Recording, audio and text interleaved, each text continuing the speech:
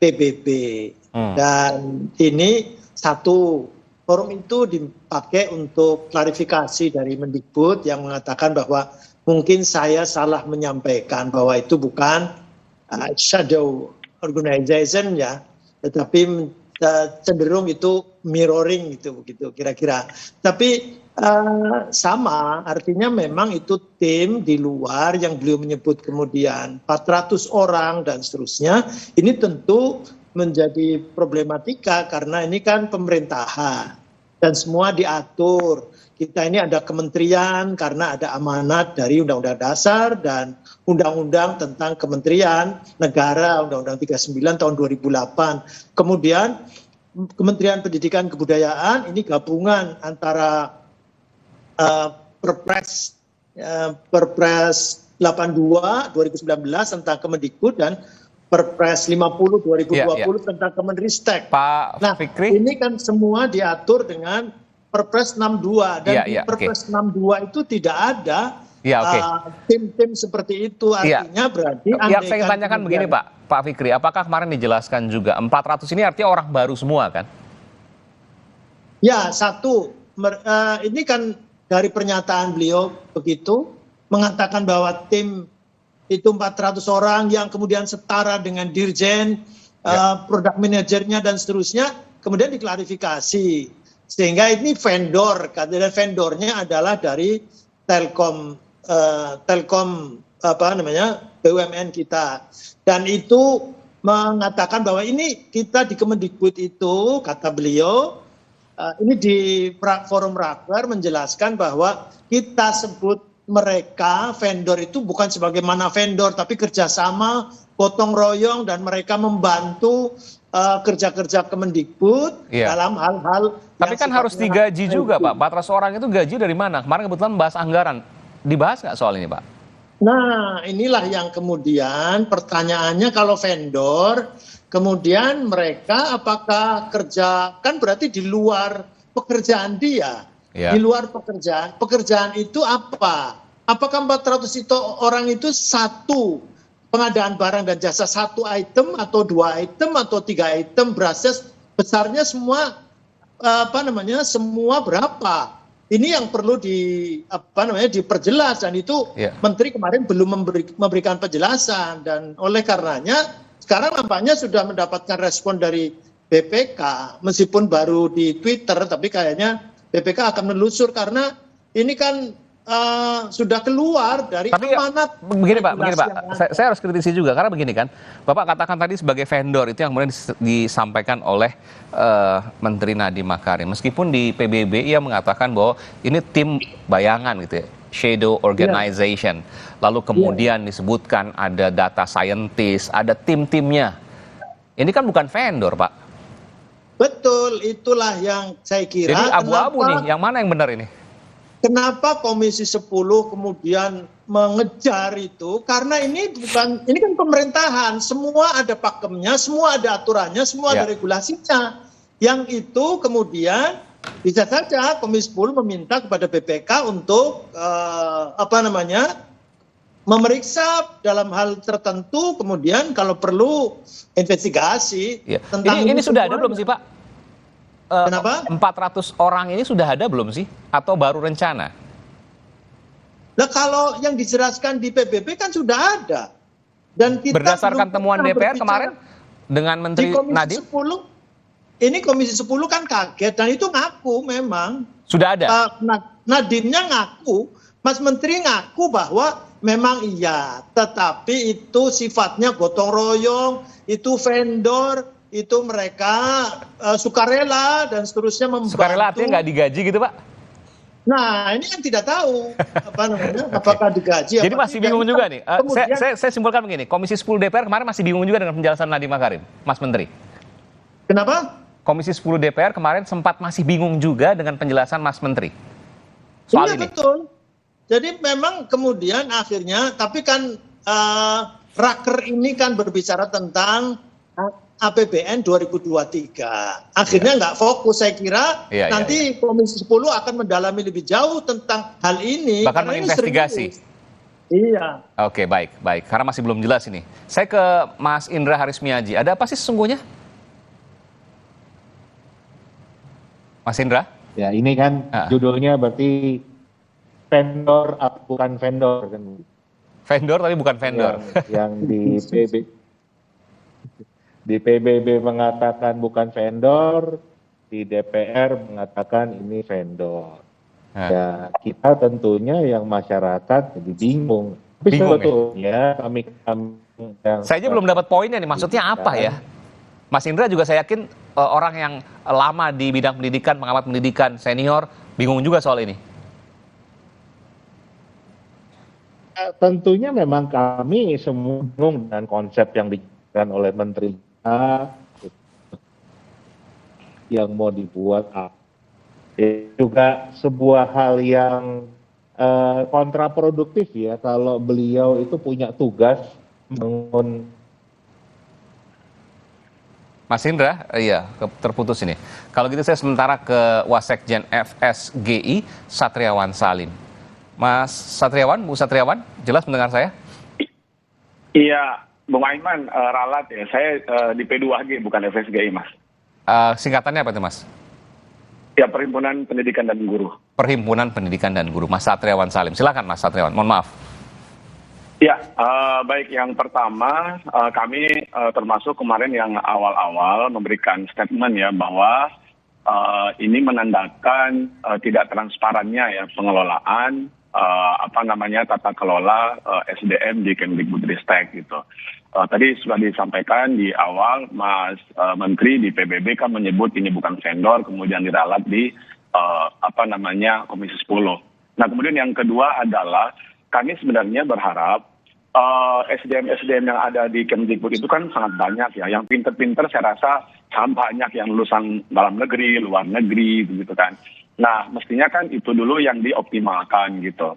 Nah, kami sebagai end user dalam hal ini, kalau dikatakan bahwa quote-unquote vendor ini membuat ya aplikasi berbagai macam platform gitu ya, misalnya platform Merdeka Mengajar, kami melihat misalnya platform Merdeka Mengajar yang dibuat itu juga sebenarnya hanya mengumpulkan dan meminta guru ya untuk menginstal gitu kan dalam rangka implementasi kurikulum Merdeka. Jadi bukan sebuah prestasi juga sebenarnya, karena sebelum Mas Menteri sudah ada aplikasi atau platform yang dibuat oleh Kemdikbud namanya Rumah Belajar ID gitu kan, yang dikelola oleh Pusdatin ya.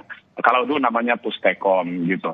Artinya adalah produk-produk digital yang katanya dibuat oleh 400 tim bayangan ini sebenarnya sebelumnya juga sudah ada. Kenapa tidak itu yang dioptimalkan, dimaksimalkan, dan itu orang-orang dalam gitu kan.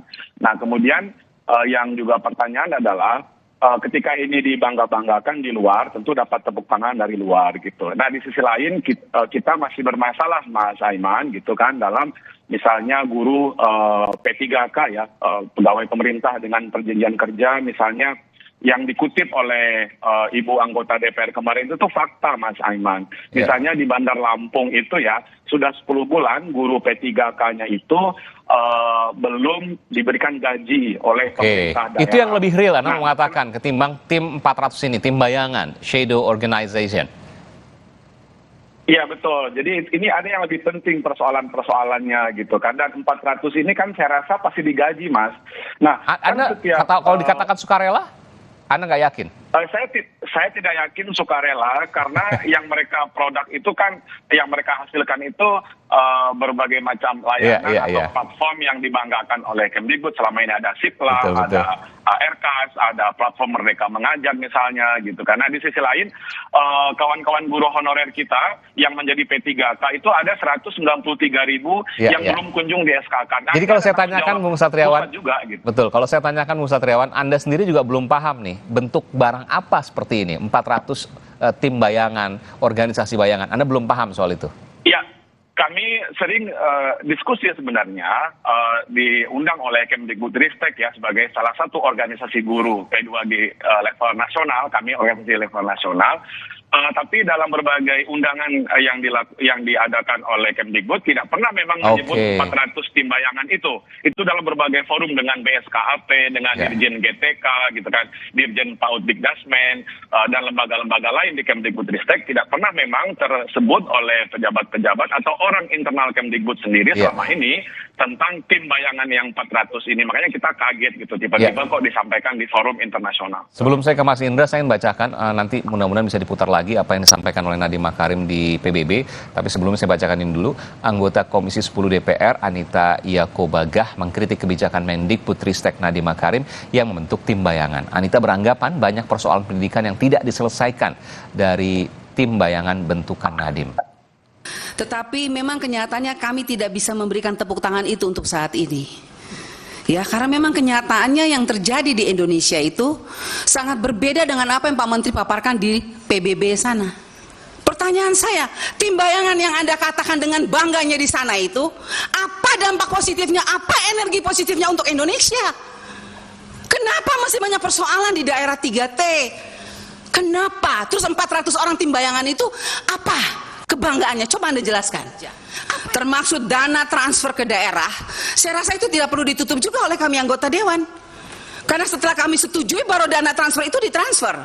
Terus kenapa kami tidak diberi datanya? Supaya kami juga bisa lihat pemerintah daerah kami itu menggunakan APBN itu dengan bertanggung jawab atau tidak.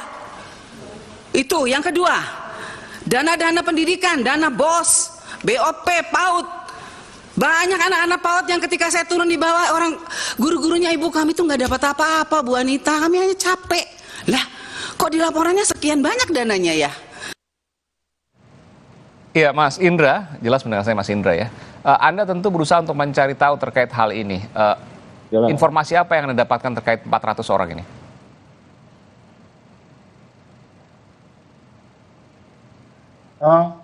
Yang saya tahu di 400 orang ini itu yang memang bekerjanya untuk membuat aplikasi dan katanya memang di bawah Telkom, namanya Komtek Edu ini, kan begitu.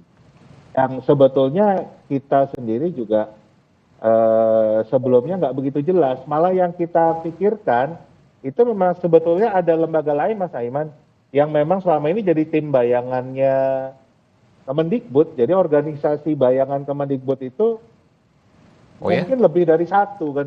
Apa yang Anda ketahui? Ini yang kita ketahui itu Pak Sartriwan juga nanti bisa menambahkan ya. Ini ada sebuah yayasan yang punya MOU eksklusif dengan Kemendikbud dan sebetulnya ini dibentuk oleh yang sekarang menjadi pejabat eselon 1 Kemendikbud. Ada 3 pejabat eselon 1 yang terlibat di dalam yayasan ini nih. Dan sekarang yayasan ini setiap kegiatan Kemendikbud itu pasti ikut, dan itu ada di setiap modul yang muncul itu ada nama yayasan itu kan gitu. Nah, itu yang kita pikir sebagai tim bayangan karena memang pejabatnya bagian dari itu ya. Tupoksinya apa? Anda pernah tahu? Apa? Tugas pokok dan fungsinya apa dari bayangan yang Anda sebutkan tadi? Itu kita juga sebetulnya nggak jelas karena baik. seumur hidup baru ada konsep seperti ini. Kayaknya seluruh dunia juga baru ada konsep yang seperti Anda katakan seluruh dunia, Anda yakin dengan itu? Ada orang luar yang saya yakin gitu karena ini satu hal yang nggak efektif dan nggak efisien kan. Ada organisasi dalam organisasi. Kemudian yang punya tugas untuk menjalankan roda organisasi sendiri ngapain gitu. Kan berarti double tugas nih. Banyak yang mengatakan karena Mas Menteri anggaran nih. Tidak percaya dengan ASN-nya di Kemendikbud. Betul? Nah, ini malah timbul masalah baru Mas Aiman. Karena? Kalau beliau tidak percaya dengan ASN di Kemendikbud, berarti beliau tidak mampu membangun SDM di Kemendikbud kan? Padahal tugas dia membangun SDM se-Indonesia loh. Kalau dia sendiri nggak mampu membangun SDM di kementeriannya sendiri, apa ya dia bakal bisa membangun SDM se-Indonesia? Kan prioritas programnya Pak Jokowi pembangunan SDM unggul. Dan menjadi ujung tombaknya Mendikbud dong. Betul. Karena kalau Mendikbud sendiri nggak percaya dengan manusia Indonesia yang ada di kementeriannya, harus ngambil dari orang luar, ya pasti dia nggak akan mampu membangun SDM Indonesia. Berarti tempatnya memang bukan membangun manusia, tempatnya membangun aplikasi. Masuk akal. Jadi kalau di kementeriannya sendiri saja tidak bisa membangun SDM, apalagi tanggung jawab untuk membangun SDM di Indonesia. Anda mau mengatakan itu ya? Betul. Iya, oke. Kita dengarkan dulu. Saya akan dengarkan lagi karena memang ini masih yang abu-abu, masih belum jelas apa sih sesungguhnya tim bayangan 400 ini. Mendikbudristek Nadiem Makarim, saudara, memaparkan tim bayangan bentukannya di hadapan Majelis PBB dalam forum transformasi pendidikan. Nadiem mengklaim tim bayangan bisa memvalidasi kebijakan Kemendikbudristek. Right now we have 400 product managers, software engineers, data scientists that have created a shadow organization attached to our ministry. This organization, this 400-person team, is not a vendor to the ministry. Every product manager and leader is attached as a semi-equal to the Director General, some of which are behind me over here. Iya, ini kalau saya lihat ada tim data scientist, tim software, ini mirip perusahaannya Gojek mungkin ya. Seperti itu, Bung Satriawan? Ya, memang terkesan selama ini pengelolaan pendidikan di era Mas Menteri itu lebih ke cita rasa pengelolaan perusahaan. Misalnya di rancangan Undang-Undang Sistem Pendidikan Nasional, Mas Iman, beberapa waktu lalu kan sempat ramai. Misalnya bagaimana skema pengupahan dan atau penggajian dan tunjangan guru-guru swasta gitu. Kami termasuk yang mengajar di swasta itu dikembalikan ke Undang-Undang Tenaga Kerja dan Cipta Kerja gitu kan, menurut Mas Menteri gitu kan. Karena ini kan masalah tunjangan profesi ini kan yang ramai di guru kemarin. Nah, ini salah satu indikasi bahwa cara pandang Mas Nadiem dalam mengelola sistem pendidikan nasional termasuk guru-guru swasta adalah cara pandang industri gitu kan. Nah, relasinya adalah relasi antara pemberi kerja, pemilik modal dengan buruh gitu kan. Padahal kami dengan yayasan itu relasinya relasi pedagogis gitu kan. Kemudian juga tidak berlindung di bawah Undang-Undang Ketenagakerjaan, melainkan Undang-Undang Guru Dosen, kemudian Undang-Undang yayasan misalnya gitu. Nah, indikasi yang berikut adalah kami khawatir kalau rancangan Undang-Undang Sisdiknas yang kemarin sempat ramai itu justru didesain oleh 400 tim bayangan ini, Mas Aiman gitu kan. Nah, karena apa? Karena memang tim itu tidak disampaikan juga. Dulu RUU Guru Dosen, Undang-Undang Guru Dosen, Undang-Undang Sistem Pendidikan Nasional 2003, 14 2005, itu timnya disampaikan ke publik. Ada dialog, ada diskursus, tidak tiba-tiba jadi. Nah, kalau sekarang kan memang kami diundang, P2G diundang, PGRI diundang, semua stakeholder pendidikan diundang mulai Februari. Tetapi kan kami nggak tahu timnya siapa, diundang pun dialognya hanya 5 menit waktu itu gitu kan. Nah, jadi memang pengelolaannya kami melihat mungkin dengan penggunaan pendekatan tadi ya, perusahaan gitu. Nah, ini saya pikir mesti menjadi evaluasi dari DPR kepada Mas Menteri gitu kan. Baik, terakhir ke Bung Abdul Fikri, apa yang DPR akan lakukan? Tadi Anda katakan investigasi, lalu kemudian apakah ini maksudnya angket? Karena ini masih domainnya Komisi 10. Jadi Komisi 10 kan sering membahas SOTK, kemudian masuk di undang-undang, itu paling ngotot nanti dengan satu masalah kelembagaan, yang kedua tentang keuangan atau pendanaan. Tentang kelembagaan ini, pemerintah selalu kan pakai prinsip ramping struktur kaya fungsi.